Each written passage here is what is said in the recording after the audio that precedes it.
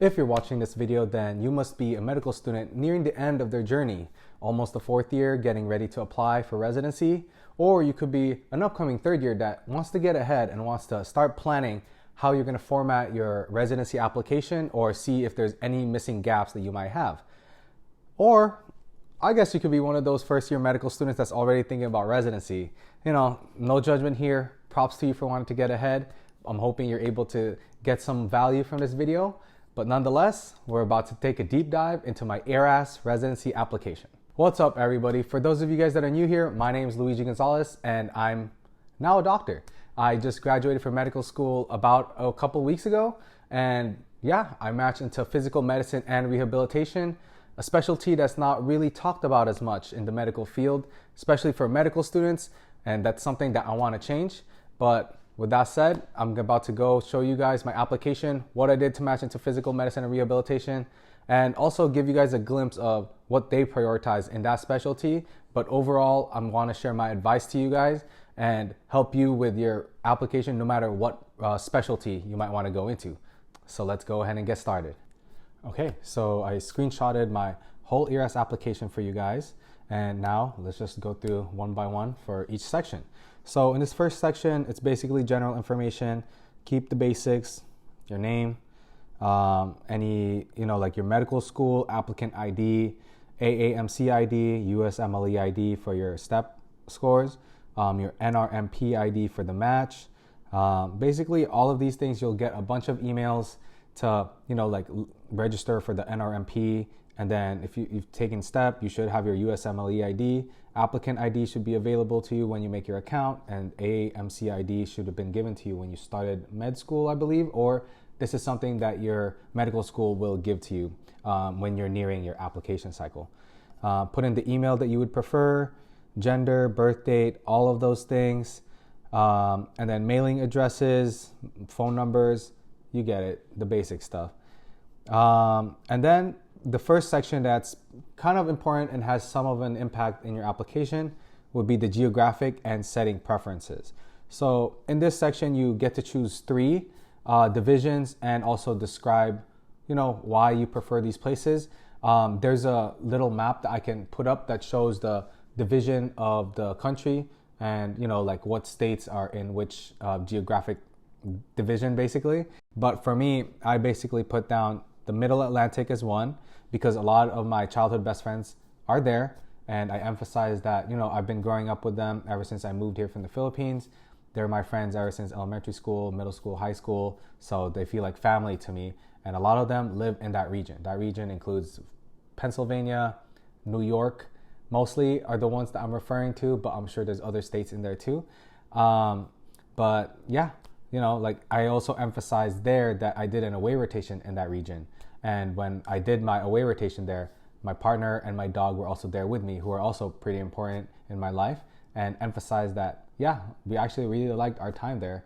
And, it validated our belief that this region is somewhere where we could see ourselves thriving in during residency. So a lot of what you do when you're listing down your geographic preferences is explaining why it is somewhere that you want to go to. I know you can always say like, oh, I really love the programs here, but they kind of want to hear more than that. Obviously, you like the programs there, and that's why you're applying to the programs there. But what about the region itself? They want to know, the potential of you might do your residency training here, but what are the actual chances that you're going to stay here? Or as soon as you finish here, because we're a good program, you're going to leave us right away. Like those are the kind of things that they want to know. But it's important to, be honest with yourself. And for me, I honestly do think that if I did residency in the East Coast, the Middle Atlantic region, it wouldn't be that bad. Next, I put the West, South, Central.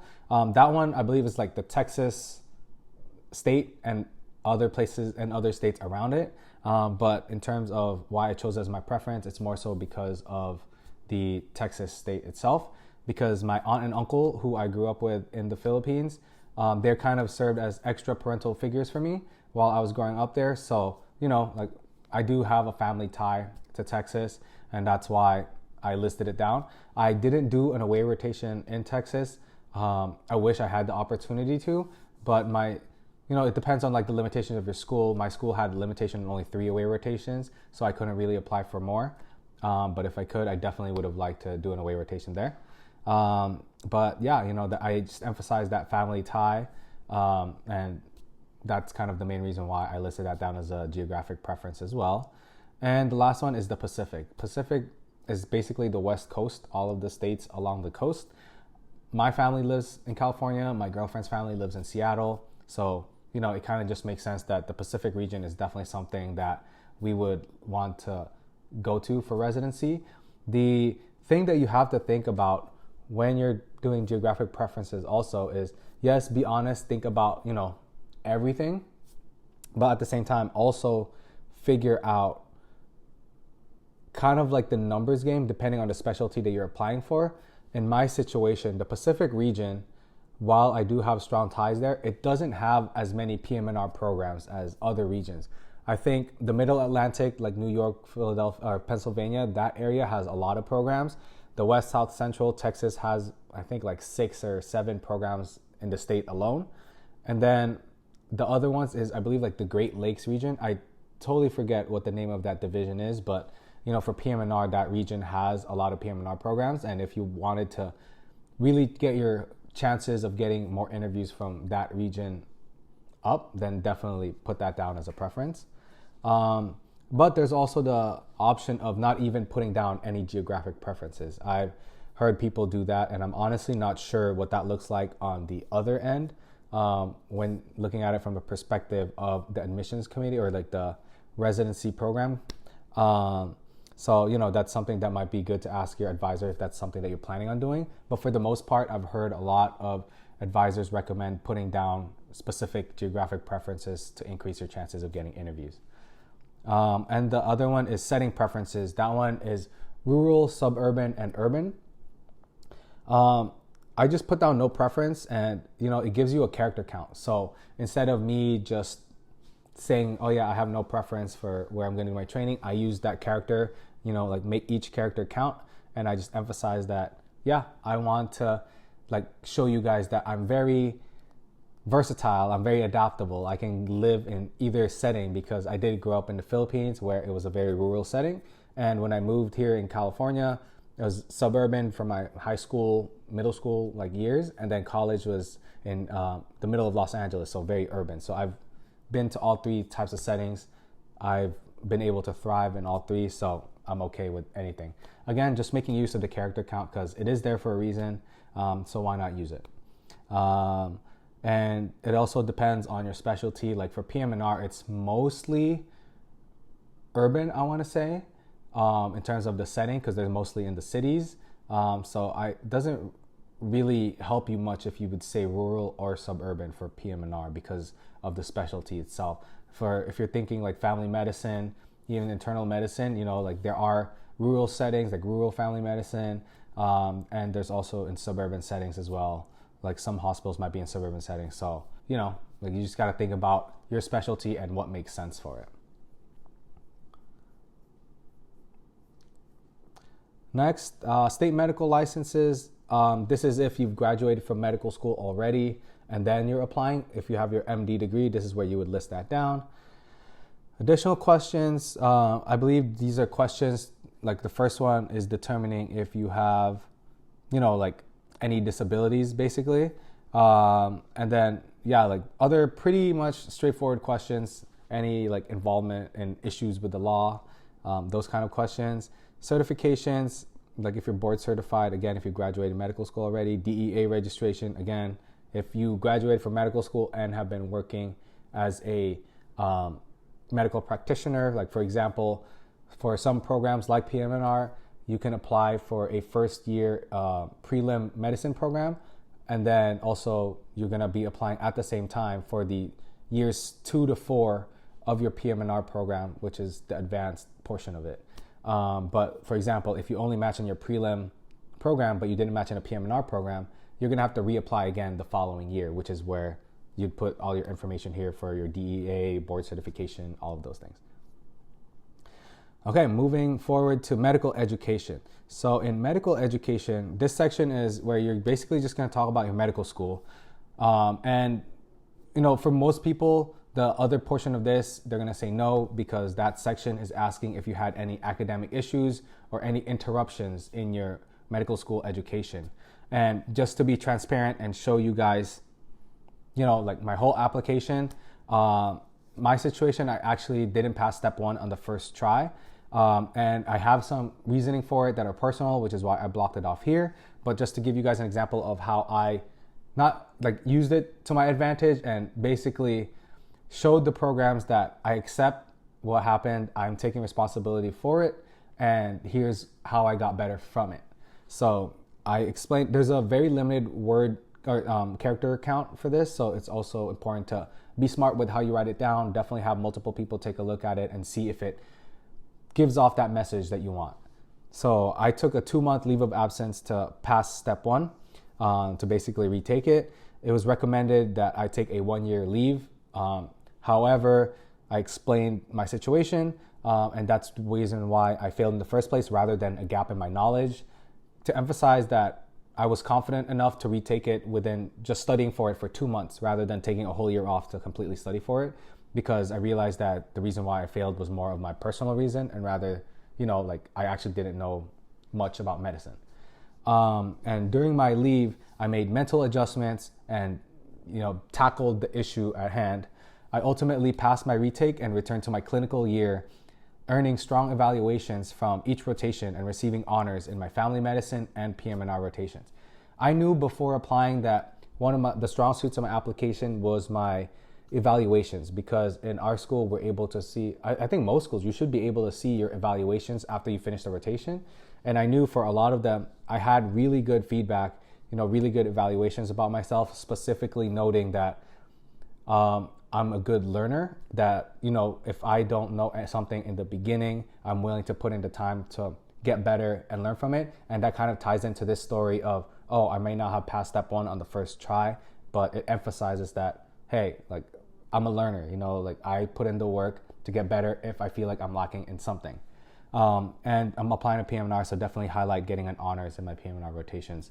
Just because this section doesn't really have much for other people, because most people pass step 1 right away or don't have any breaks in their medical education. Most residency programs don't really even look at this section, but if they do see text there, they don't want to just see a basic explanation of oh yeah, I failed because of this, because of this, because of this. It seems like you're giving off excuses. What happened already, so it's better to approach it with the mindset of, let me use this to my advantage and show them how I got better from where I was. And that's what I hopefully did with this portion of the application. Just more information about your education, like my undergrad, postgraduate training. That's again, if you're reapplying, or if you worked in a certain field before and then now you're applying to a different residency program, things like that. Next section is honors and awards. So these are all of the honors and awards that you've gotten during medical school. It's up to you what you think is worth listing down versus what's not. From my standpoint, I basically highlighted what I feel like matched my story. And my story is that research is one of the interests that I have in medicine, like doing research. So I made sure to list down all of my research awards. And I also wanted to show that I'm a creative. I make YouTube videos. I like doing photography.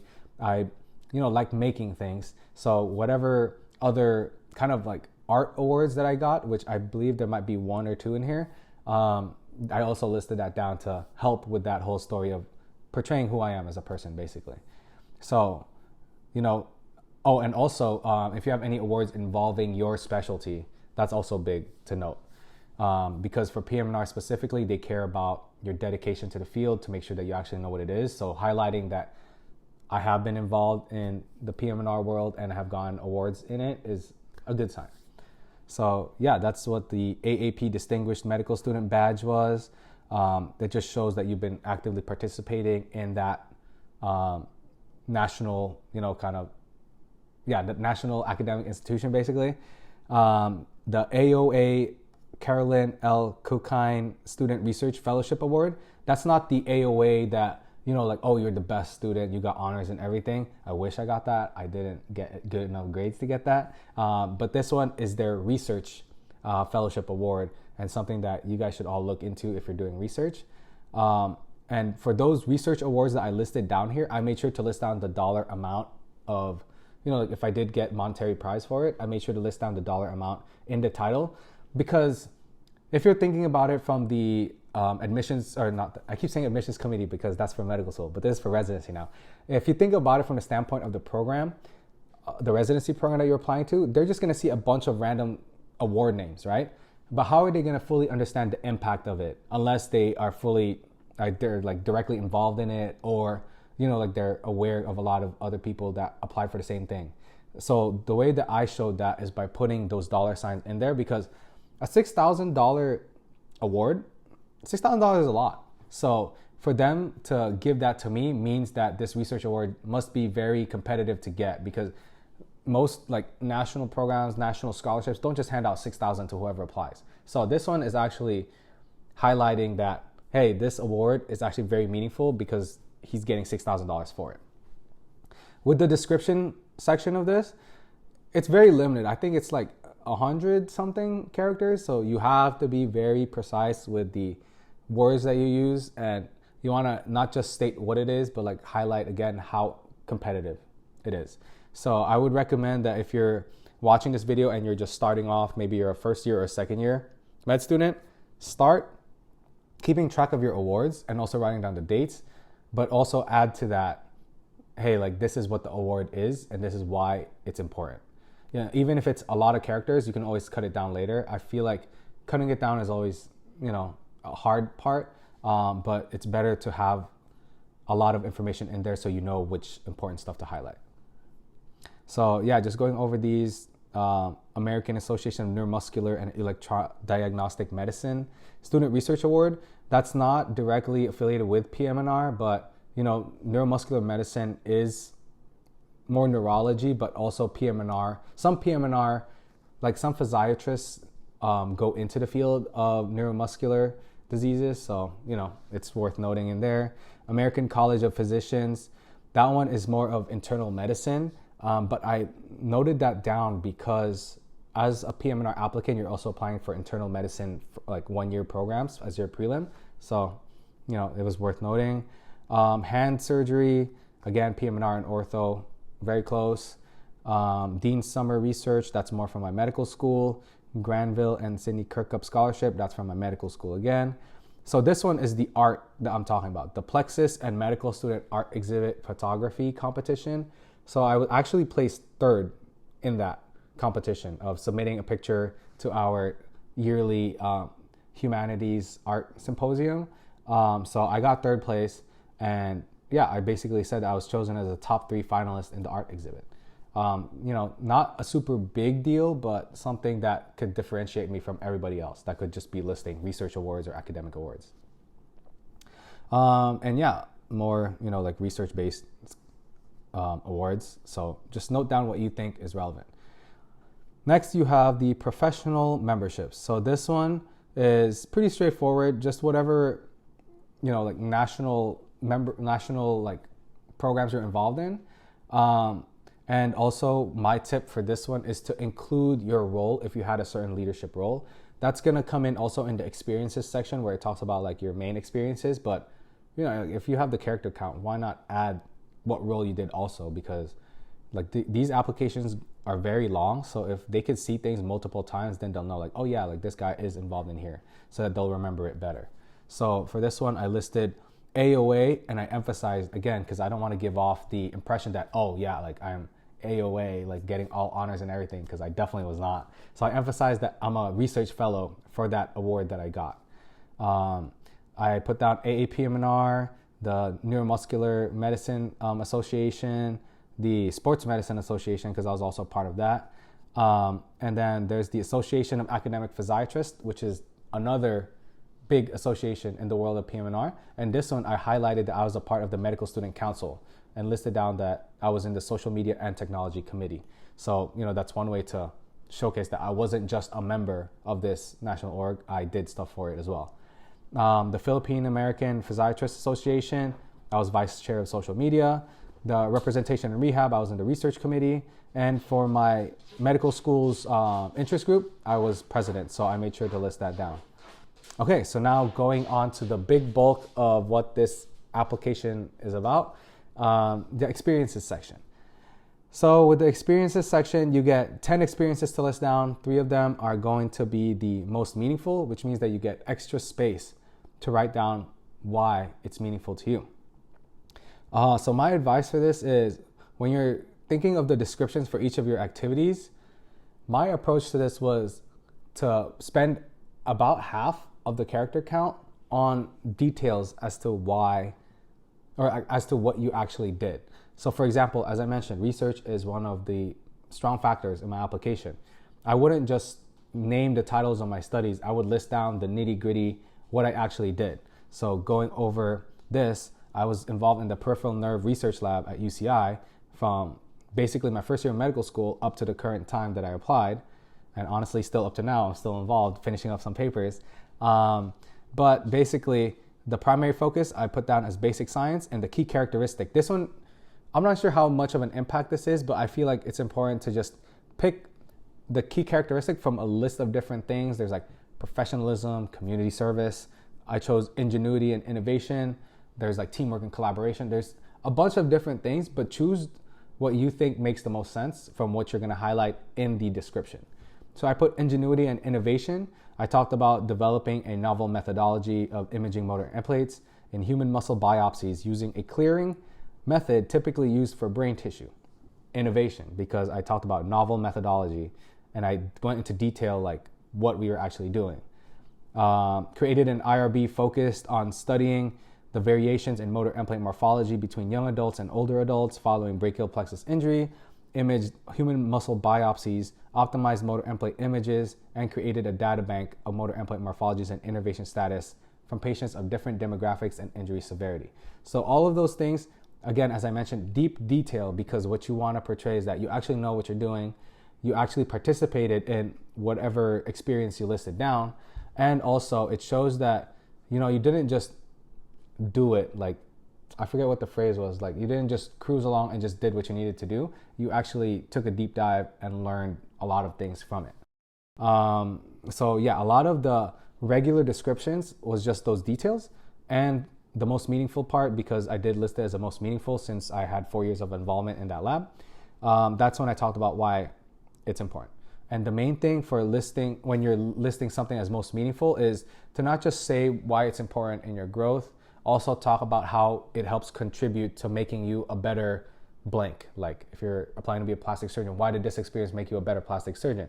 If you're applying to be, you know, like a physiatrist, why is this experience going to make you a better physiatrist? And that's what I talked about. I said, through research, I enhanced my critical thinking and adaptability. I also learned the power of collaborative learning and translational science in impacting patient care. By continuing my dedication to research, I hope to contribute to the advancement of pm&r and improve patient rehabilitation. So this just shows that me doing research isn't just because it's a checkbox that I know I needed to do to get to residency. Me doing research is because I'm legitimately passionate about research and something that I want to keep going during my residency and possibly onward when I'm working as an attending. So that's why this is meaningful to me, because it basically set up that path for me. And you know, that makes me seem very dedicated to research, which I am, and that's has to be appealing to those academic institutions. Community programs, not sure what they would think about this. I mean, research can't hurt you. It is a lot of work, but I know for sure for academic programs that they themselves take pride in doing a lot of research, they would see this very positively. So next one, I talked about my volunteering at an adult residential. I don't need to read all of the things I did, but again, to reemphasize, put details. If it's a meaningful activity, like a most meaningful activity, spend the main bulk of it explaining the details of what you did, and then spend the most meaningful portion, which is less words, detailing how this will help you do better in your career. One thing that I wanted to highlight with this is that since I am applying to pm&r, which focuses a lot on, you know, like teamwork, functional improvements in your patients, those are 2 things that I highlighted here. I mentioned collaborating with different people, leading a team, and then also focused on, you know, like showing that I understand the mindset of focusing on a person's functional capabilities and improving that, rather than just thinking about their diagnosis and fixing whatever that is. And that's what I explained here in the most meaningful section. You guys can pause the video and read through all of the different activities that I did. As I go through each one, because there is 10, that'll take a while. So I'm just gonna highlight key important points for each activity. Okay, so the next one, I am a cancer survivor. That's why I wanted to highlight that not only did I have a battle with cancer, which I brought up in my personal statement, but I also did more afterwards. Cancer rehab is a subspecialty in pm&r, so I knew that, like, the reason why I wanted to go to pm&r in the first place was because of what I went through, my battle with cancer, but also the battle after beating cancer to get back to my normal life. That was a big part of my journey, and that's why pm&r, I feel like, resonates with me, because that's the part that we're helping patients out with, not necessarily the initial diagnosis they came in with, but learning how to get back to life or get as much of their life back after they beat their diagnosis. So that's why I wanted to highlight this activity of being an advocate for patients with cancer. Talked about volunteering in Relay for Life, making donations to Make-A-Wish, using money that I've accumulated for other activities that I've done, like my YouTube channel. And yeah, just giving details about what I did, and to not just say like, oh yeah, I'm a cancer advocate, period. Like, give them an idea of what you actually did for it. Obviously, don't lie, don't fluff up anything. One thing that I also really like to do is, if there is a link, like for example, in the Leukemia and Lymphoma Society, they have a page called Voices of LLS for survivors and how they're doing now. And they published a post, or not a post, I don't know how to describe it, but basically like one page of that is my story. And I made sure to link it here so that they can read it and be like, oh wow, like this is nice. And I talked about why it's most meaningful, mentioned the power of patient advocacy, its effect on patient lives. So, as a physiatrist, that's something that I hope to keep doing. And that's kind of why I wanted to become a physiatrist in the first place, as I mentioned. So yeah, like, just think about each activity and definitely like figure out how that will help you get into the field that you're going into. Next is assistant team manager and practice player for the Long Beach Flying Wheels. So this one is a wheelchair basketball team. This was not one of my most meaningful because I've already used up the 3 slots. So with this one, pm&r works a lot with patients, could have spinal cord injury or other injuries that make them wheelchair bound. And it's important to show that you don't just, even though sports medicine is a part of pm&r, you're not just helping out with sports, you're helping out with adaptive sports, because that's what really differentiates them. Because if your whole application is just sports, you emphasize that I want to do pm&r because of sports, they're going to ask you, oh, why not family medicine? Family medicine can go into sports. Why not, I think neurology can go into sports. Why not emergency medicine? They can go into sports. Why not IM? Like all of those things. But if you show a lot of interest in adaptive sports, they know for sure pm&r is the main drivers of the adaptive sports world. So that's why it's important to highlight that in your application as well. Next is being involved in social media. So I talked about my role as the vice chair of social media and also as a member of the social media and technology committee. This is something that not a lot of people talk about when they're giving advice. You can combine 2 different things in your application, like for each section of the activities or experiences section, because it used to be unlimited. I think before you could put down as many as you can, but now it's limited to 10. But since these 2 are related, that's why I thought it was okay to clump them together. Obviously, you don't want to just fluff up your application and put down as much as you can with whatever space you're given. Make it make sense. So this makes sense. It's just showing my involvement in social media and then me discussing why social media is important. So I talked about the things I did, I published these, I recorded these, all of those things. And then, just highlighting that I have been very involved in social media. Another section basically just to discuss more research that I've done, because my first research was the peripheral nerve lab, which is more ortho neuro. I wanted to include a section where I also did research with the physical medicine and rehabilitation department to show that, yeah, my main research was that peripheral nerve lab, but I've also worked with physiatrists and conducted research with them to show that I know what PM&R research is. So with this, just detailed a lot of the things that I did. I'm going to go over the publications section later, which shows all of my publications basically. So you guys will see why I definitely think research is my strong suit, but we can go over that later. And again, you can always pause the video just to see each section if you want to read everything that I've written down. Next is interclinic chair and also a volunteer. So this one is for the free clinics that we do at my medical school. Showed that initially I was a volunteer, wanted to get more involved, and took leadership and became the interclinic chair, where I helped lead 3 different free clinics that we work with every weekend. So I feel like with this type of community involvement, kind of philanthropic services, it doesn't hurt. Like, I don't know who would knock you down for wanting to help out those who are less fortunate.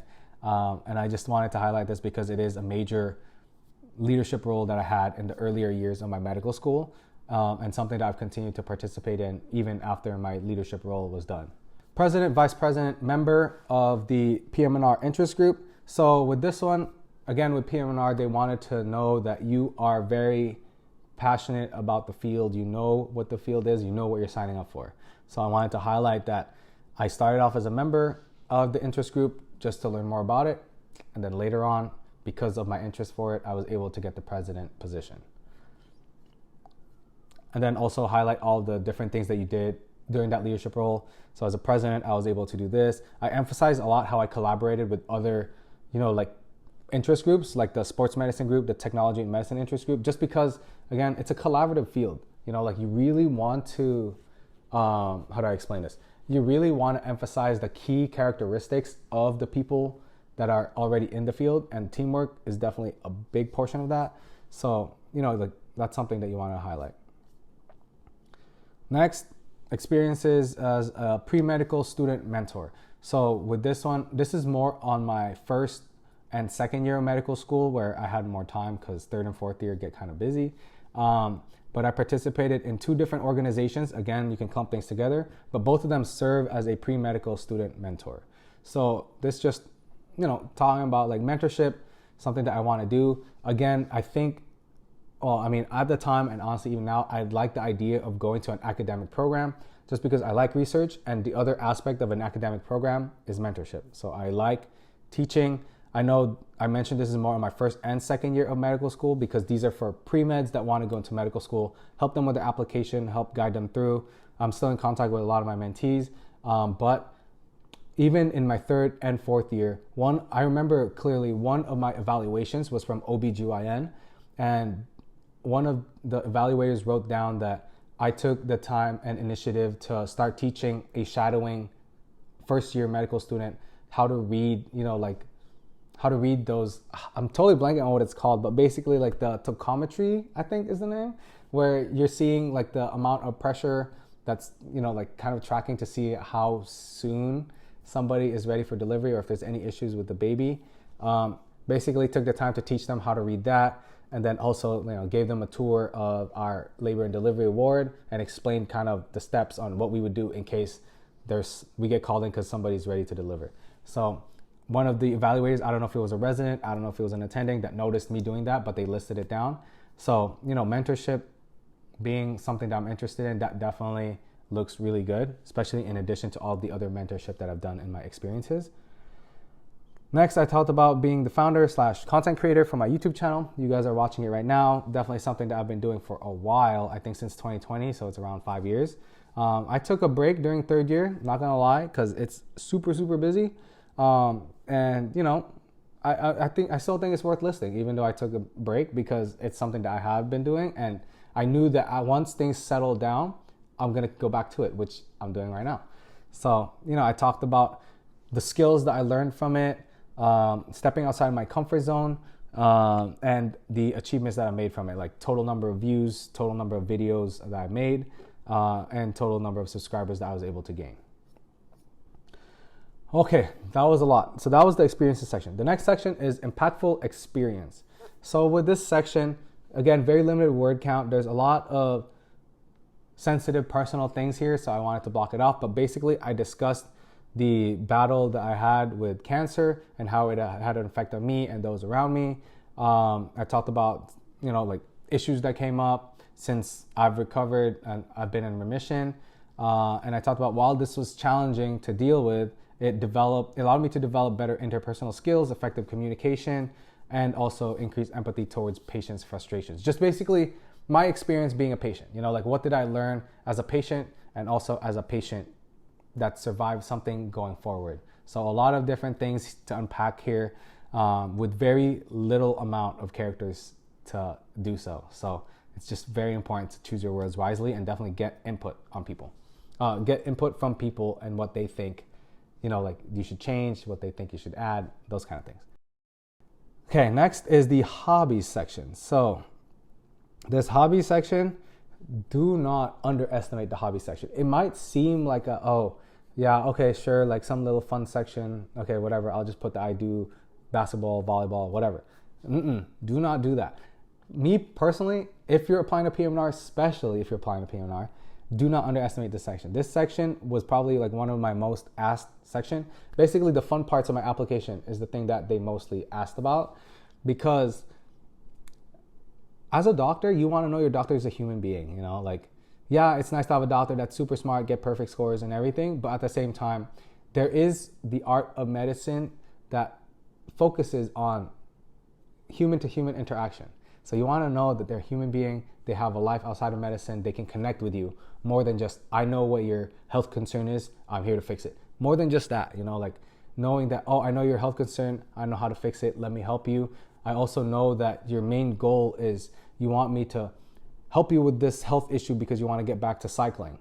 I know what that feels like. I've also been injured during a sport and I wanted to get back. So here's what we're going to do. Like having that extra layer of connection makes your patients trust you more and will also just help with that patient-doctor relationship so that things will go more smoothly. So don't underestimate this. You only get a small amount of characters, but make it entertaining. So for me, I talked about how basketball is one of my main passions, one of my main hobbies. So I basically talked about how I honed my craft as a guard and three-point specialist for 15 plus years, right? I didn't just say, I play basketball weekly, I play basketball once a month in different leagues. No, like you make it entertaining. I also talked about how I'm a 3-time NBA 12-team 9-category fantasy league champion. For one of the programs I interviewed for, I spent literally the whole 15 minutes with the program director talking about fantasy leagues because he's involved in a couple, I was involved in a couple, and I was like, hey, if you take me in your program, I could definitely set up a league that you can join in with the residents. Like, don't even worry, I'll take care of everything. And he was just laughing, I was laughing. It was a good time. It was a connection, We both liked fantasy leagues, so there. I also talked about basketball photography. Then I talked about Tough Thing, which is rug making. It's a new hobby that I started, like maybe half a year before I applied to medical, or not applied to medical, before I applied to residency, but I had to stop it because I did 3 away rotations, so that's basically 3 months of not doing it, plus studying for step 2. So, I started it, dipped my foot in it, started making some stuff, but then I had to take a break, but it is what it is. So I just talked about, what I did.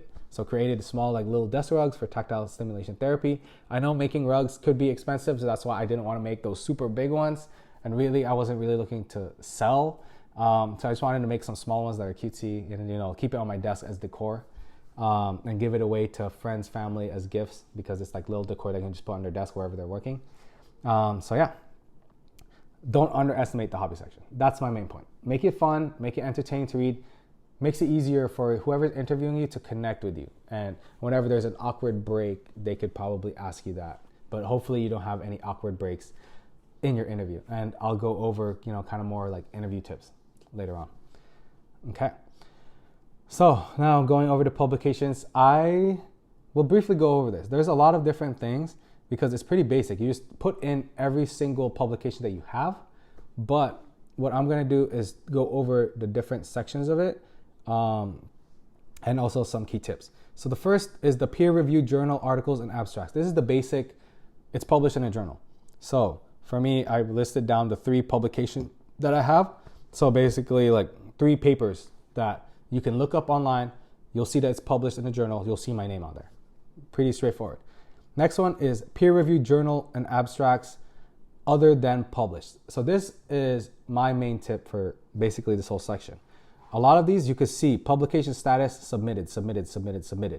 So there's some PM&R conferences that were coming up and I have submitted an abstract for them.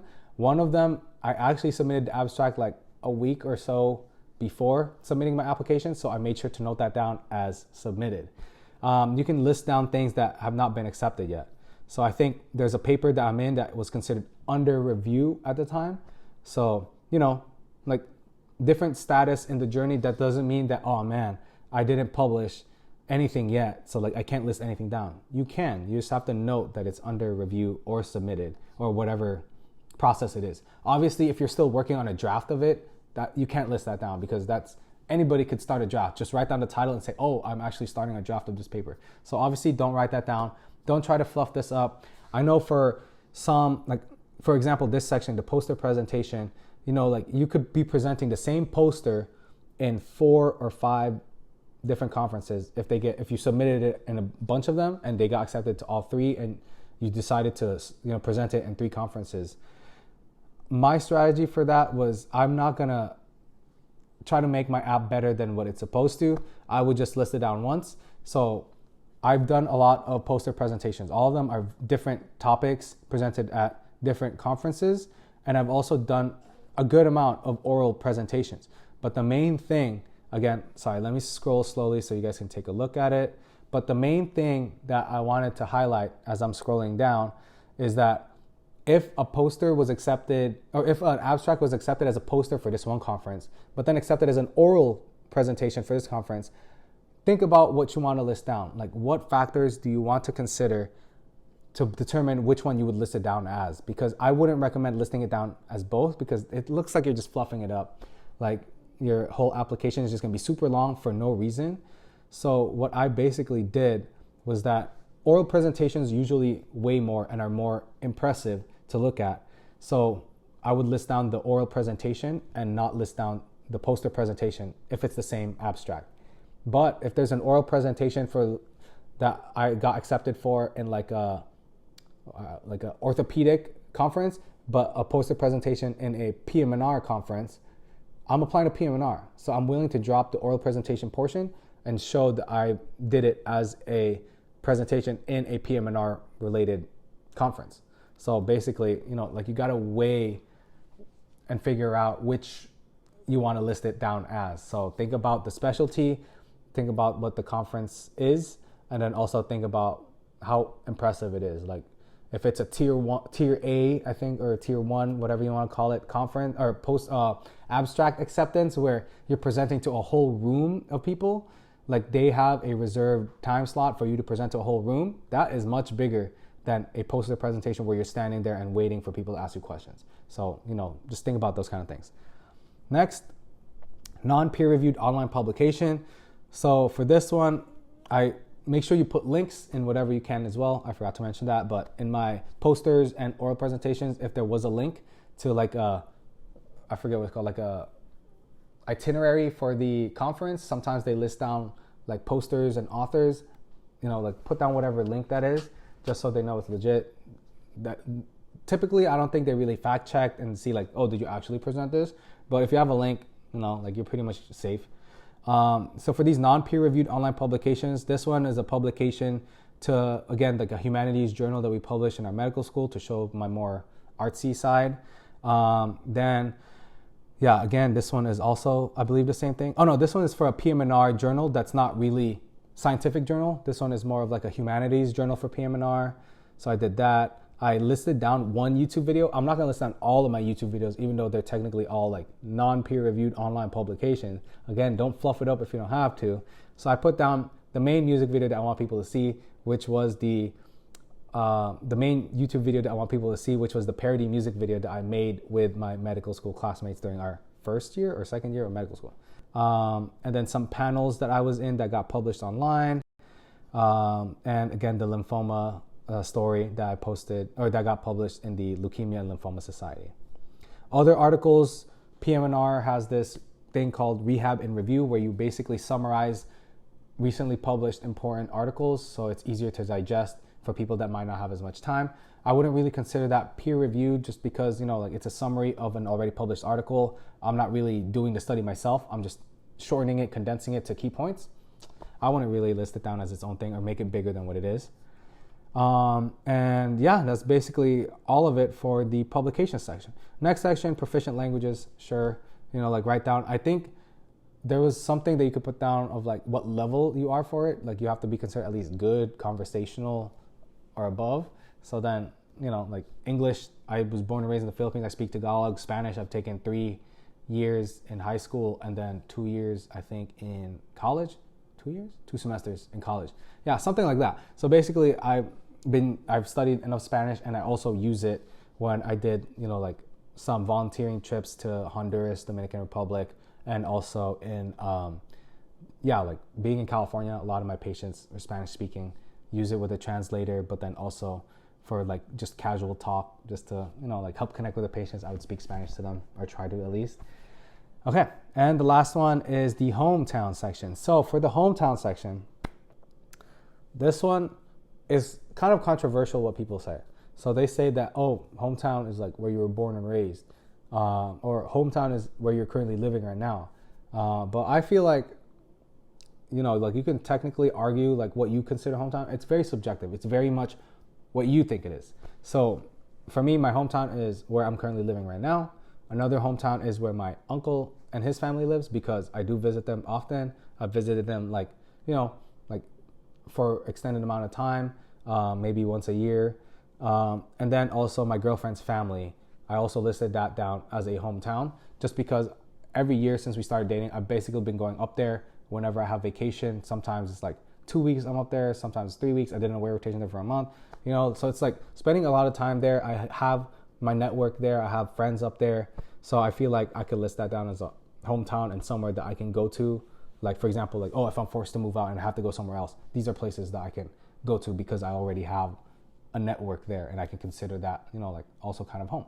So something to think about also. And yeah, I think that kind of concludes the whole application here. Whew.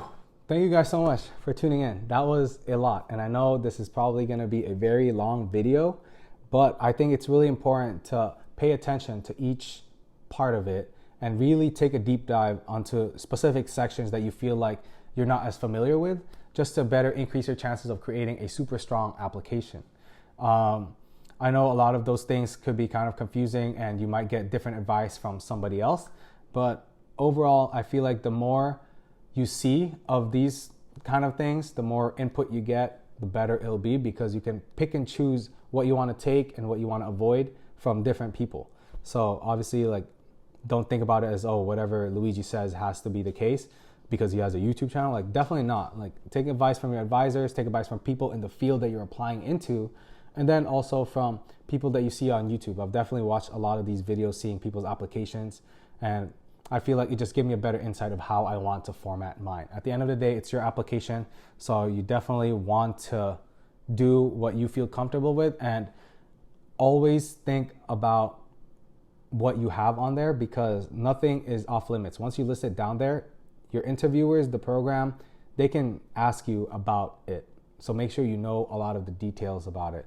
That's something that I feel like not a lot of people emphasize. They just want to think about, how can I make it look the best that I can? But you want to make sure you know everything that's on there too, because even if it looks good in the interview, if you don't know a section of it and they ask you, that's going to look really, really bad. So keep that in mind. And yeah, if you are looking for any advice, PM&R wise, or just general residency application wise, then feel free to reach out to me at my email, luigigmed@gmail.com. I'm trying to do more mentorship. Again, as I mentioned, mentorship is something that's important to me. So if you guys are interested, especially if you're applying to PM&R, then that's something that I can do for you. If you are applying to PM&R and you want to look for free resources to get some mentorship, then I would recommend checking out all of the big PM&R like national programs. So there's AAP, Association of Academic Physiatrists, AAPM&R, which is American Association of PM&R, and then there's also PAPA, which is a An organization that I personally am involved with, which is the Philippine American Physiatrist Association. You don't have to be Filipino to get help. We like to go out and help however we can. So definitely check out all of those organizations as well. And yeah, if you guys have any questions, feel free to leave it in the comments down below or reach out to me personally in the email. And I'll catch you guys in the next video. Peace.